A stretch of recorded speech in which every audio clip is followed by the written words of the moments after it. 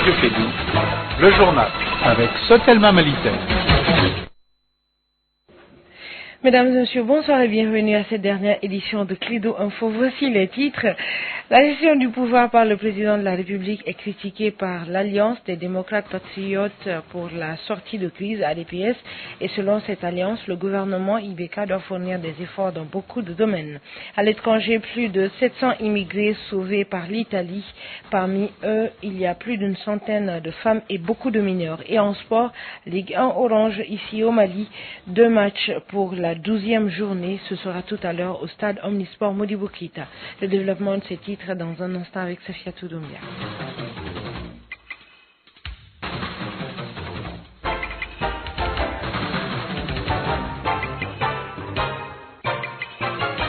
Une fois de plus, bonsoir et bienvenue à cette édition.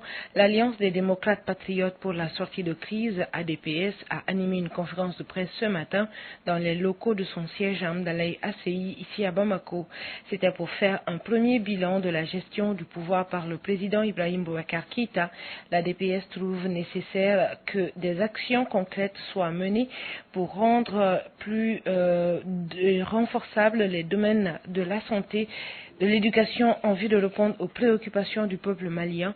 Son président, Dr Soumana Sako, soutient qu'aucune initiative majeure n'a été prise par les autorités du gouvernement IBK pour remplacer et relancer l'économie malienne après 6 mois de gestion des affaires publiques. Nous écoutons Soumana Sako, il est au micro de André Traoré.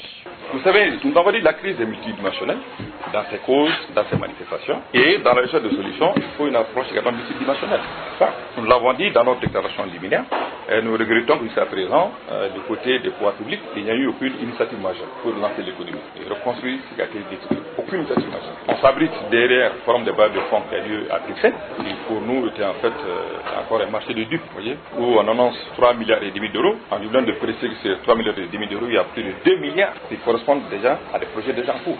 Et que dans la partie intervention nouvelle, il y a beaucoup pour financer en fait la formation, et une formation de militaires qui est nécessaire, mais qui est coûteuse, très coûteuse dans sa version actuelle. Nous l'avons dit également déjà sous la 10e transition, et nous l'avons répété, il y a des actions de relégitimation à faire, parce que l'État avait perdu sa crédibilité aux yeux des citoyens. Il faut refonder l'école. Nous l'avons dit, nous l'exclamons. Les services publics de base, notamment dans le thème de la santé, l'accès à l'eau potable, de l'électricité, il faut qu'il y ait une solution urgente. L'accaparement des terres, vous voyez, en milieu urbain, aussi bien qu'en milieu urbain, c'est un gros problème. Il faut qu'il y ait des actions dans ce domaine-là.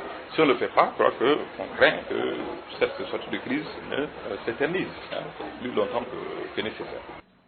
À Sikasso, une formation est organisée par l'ambassade du Danemark en collaboration avec l'UNICEF et la direction régionale de l'assainissement. L'objectif est d'informer les collectivités sur l'importance de bien gérer les ouvrages d'assainissement, les latrines publiques et les caniveaux. C'est un reportage signé Zoumana Traoré. Informer les collectivités territoriales sur l'importance de bien gérer les ouvrages d'assainissement, les latrines publiques et les caniveaux, tel est l'objet de ce programme de formation financé par l'ambassade du Danemark en partenariat avec l'UNICEF, responsable de la mise en œuvre du programme, et de la direction régionale de l'assainissement de Sikasso. Madame Martina Rama, consultante UNICEF. La formation a comme objectif de former le personnel de collectivités territoriales et également les animateurs des ONG sur l'importance de bien gérer les ouvrages d'assainissement et en particulier les latrines publiques et les caniveaux qui seront construits dans le cadre de ce programme. On a prévu 3 formations dans 3 régions. Donc actuellement on est à Sikasso, donc ça couvre la région de Sikasso. Bon, on espère que les acteurs concernés seront plus sensibilisés sur l'importance de l'entretien de ces ouvrages, parce qu'une fois que les bailleurs ont construit, bon, ça relève quand même des communautés et des autorités nationales de s'occuper de la gestion et de l'entretien de ces ouvrages. Souvent on se rend compte que malheureusement les ouvrages ne sont pas très bien entretenus et maintenus. Ça se trouve au bout de 2-3 ans, elles sont même fermées parce qu'il n'y a pas un très bon entretien qui est fait. Donc on veut mettre l'accent vraiment sur le partage de responsabilités. Les bailleurs de fonds, ils ont la responsabilité dans le financement. Maintenant, l'entretien et la maintenance, ça relève vraiment des communautés. Donc c'est très important qu'elles prennent soin de ces ouvrages parce que vraiment c'est dans un but d'améliorer la santé des populations. Ce sont des ouvrages qui leur appartiennent et donc c'est très important qu'elles puissent bien les gérer. y compris les services techniques de l'État. La formation regroupe les ONG d'intermédiation sociale et les municipalités de la région. Pendant 7 jours, les participants vont être formés à des modules sur l'assainissement. Les acteurs concernés vont à leur tour sensibiliser les populations sur l'importance de bien gérer les ouvrages d'assainissement autour des points d'eau, les latérines et les caniveaux. Zoumana Traoré Sikasso pour Radio Clédou.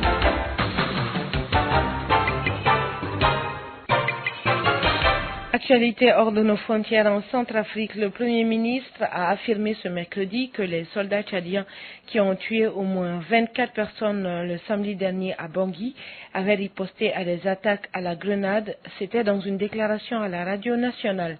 La force africaine MISCA a affirmé le lendemain de l'incident que les soldats avaient d'abord été attaqués et avaient riposté ensuite, mais selon les versions des représentants des milices anti-Balaka et d'habitants du quartier, les militaires tchadiens ont délibérément tiré sur la foule.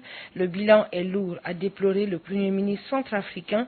Plusieurs dizaines de morts et de blessés, plus d'une dizaine de maisons incendiées, des hommes et des femmes mutilés par l'éclat d'une roquette lancée sur le quartier de Gobongo par des hommes armés. Selon le Premier ministre, le bilan pourrait s'alourdir vu le nombre de personnes admises dans les hôpitaux dans un état grave. En France, un gouvernement de combat de 16 membres a été formé. Le secrétaire général de l'Élysée a dévoilé ce mercredi la liste des membres du gouvernement de Manuel Valls, le nouveau Premier ministre français. Il est à noter l'arrivée de 2 personnes. Il s'agit de François Rebsamen, qui se rend au ministère du Travail, ainsi que l'arrivée de Ségolène Royal, l'ex-compagne de François Hollande, qui devient ministre de l'écologie. En Italie, la marine militaire a sauvé environ 730 réfugiés au cours des dernières 24 heures, alors que la Chambre des députés a donné son premier feu vert à une loi dépénalisant l'immigration clandestine. La loi doit être adoptée par le Sénat avant d'être en vigueur. Parmi les immigrés clandestins, il y avait 124 femmes et 29 mineurs à bord de 2 embarcations en provenance des côtes du nord de l'Afrique.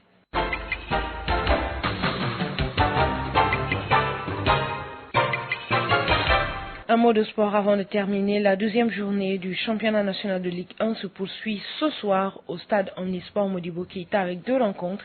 Tout à l'heure à 17h, le Djoliba AC reçoit l'AS Bakaridjan. Ensuite, les 11 créateurs joueront contre le Debo Club de Mopti. Demain jeudi, la 2e journée prendra fin avec 2 autres rencontres. Il s'agit de la rencontre de l'Assom AS Niana et l'AS Real reçoit l'AS Police. Ce sera toujours au stade Omnisport Modibo Keïta. Et c'est ce qui met fin à ce journal qui vous a été présenté par Safiatou Doumbia. La mise en onde a été assurée par Ousmane Ouele Diallo. Merci de votre attention et à demain, Inch'Allah.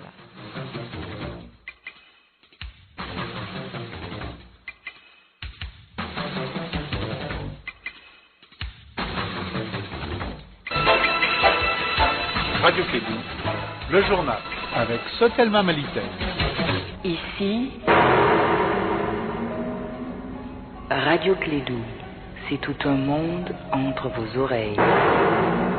Tumanale, kobena tumanale, atumanale, kobena tumanale, tumanale, kobena tumanale, atumanale, jommeni kanu yogale tamada.